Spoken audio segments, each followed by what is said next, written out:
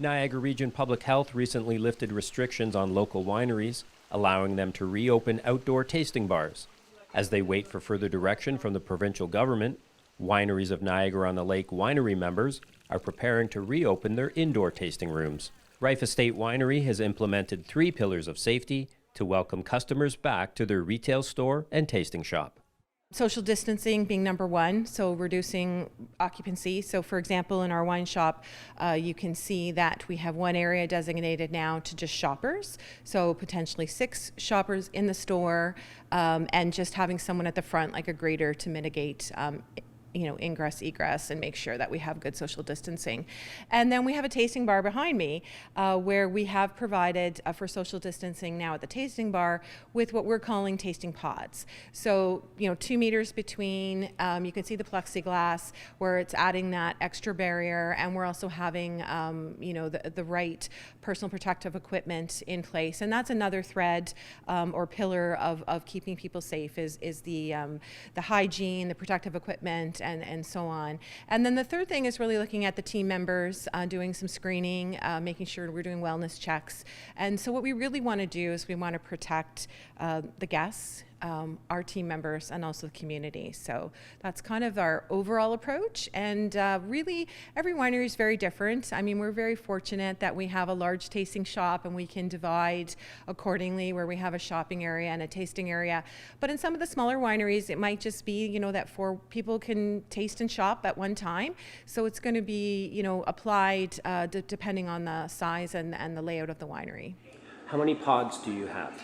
So right now we're starting out with 8 tasting pods of 2. So our tasting bar has 4 in the front, 4 in the back. And then our sort of phase 2, our own internal thought process is that we'll start to look at smaller groups of maybe 6 in a couple of weeks if things go as we anticipate in terms of getting stage 2 approval for the region perhaps on Monday, but we'll clearly go with what the province has and the region has dictated. But for ourselves, we're also deciding to take sort of baby steps. So we'll wait to use our 2 private tasting rooms for associated groups of 6, and then perhaps we'll then phase in some wine on the patio, and then phase in some private walking tours. So we're just wanting to make sure everything's running effectively, and we'll start out with those 8 pods to begin with. Once the green light is given to reopen indoor tasting bars, winery members will begin taking online reservations.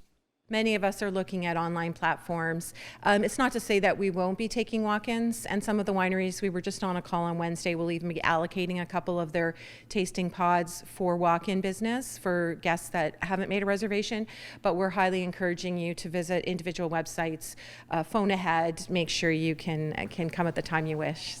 Andrea is optimistic that the new norm of social distancing can be beneficial to a customer's overall experience.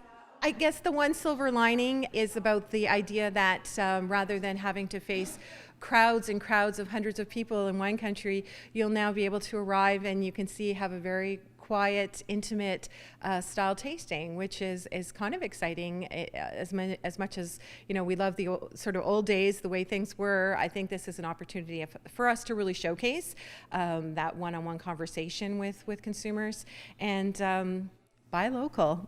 Visit wineriesofniagaraonthelake.com to find out more information on when you can book online reservations at your favorite indoor tasting room. Reporting for The Source, I'm Mark Wiccabrado.